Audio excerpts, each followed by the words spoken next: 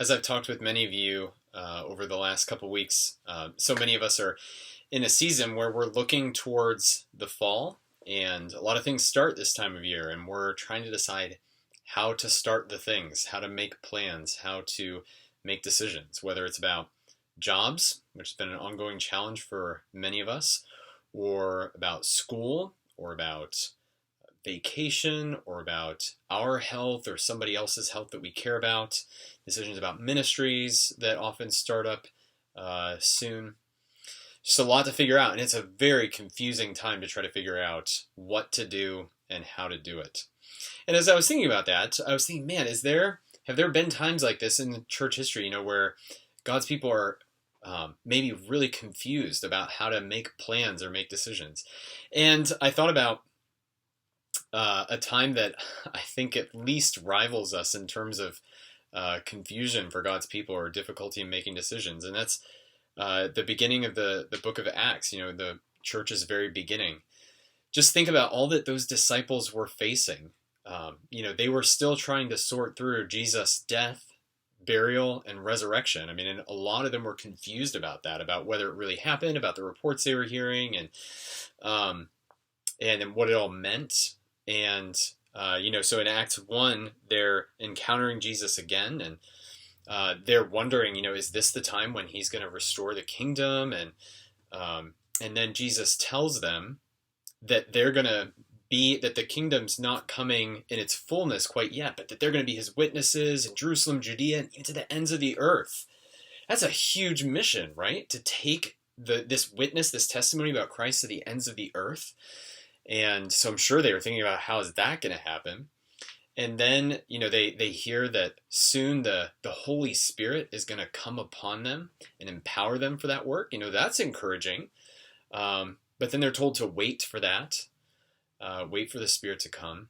And then when they're having these conversations with Jesus, and I'm sure amongst themselves, then Jesus ascends back to his Father, and they watch him go. And it's actually kind of funny. In Acts 1, they're just looking up to heaven, and then the angels in Acts 1:11 say, "Why are you gazing up into heaven?" So you just get this idea that they're just standing there looking at where Jesus has gone. And then the angels give them some instruction, but then the disciples gather together, the 11 of them, with the women, it says in verse 14, the Mary, the mother of Jesus, and his brethren. So they're all together. And what are they going to do? Like, what next step do they take? How do they plan? How do they make a decision? Well, what do they do?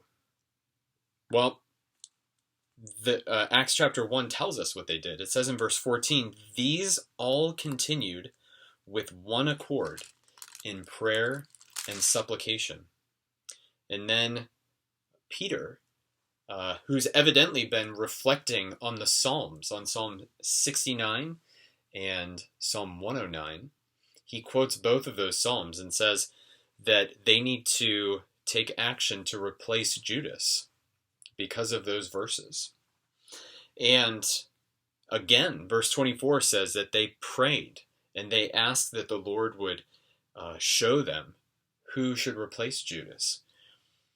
So in sum, the way that the disciples decided what to do and how to do it was they prayed, which is to say that they very practically depended on the Lord. They acknowledged their need for him. They called out to him for help and guidance. And they also searched the scriptures. They were reflecting on the scriptures to see what God would have them do. And friends, many of us in this season are trying to make plans and decisions, and it's really hard. It's really confusing for us. And there's a lot of good, appropriate ways that the Lord has given us to make decisions, right? The Proverbs say that there's safety in a multitude of counselors, right? So we want to talk with people and get counsel. God in his kindness has left us a record of history of people who've gone before us, many of whom have experienced pandemics before. And we can learn from history, right? 1 Corinthians 10 tells us that biblical history is given for our example. And so there's lots of lessons that we can learn by looking back into history. And of course, God gives us doctors and other ways of finding out truth in this world. And we should leverage all of that, right? We should use all of that. All of that is good. It's God's common grace to us. But most fundamentally and most basically as Christians, our baseline of operation is to pray and to search the scriptures. This is how we do what Proverbs tells us. This is how, practically, we lean on the Lord and we acknowledge him in all our ways. And when we do that, he directs our steps. And so, friends, as we go into this season where we're having to make all these decisions about work, school, church, health, ministries, all these things, let's be like these early Christians. Let's do like the apostles and the women did and pray and depend on God in praying together and searching the scriptures. So, as much as we research, let's search the scriptures too. And as much as we plan, let's also pray and seek the Lord's face.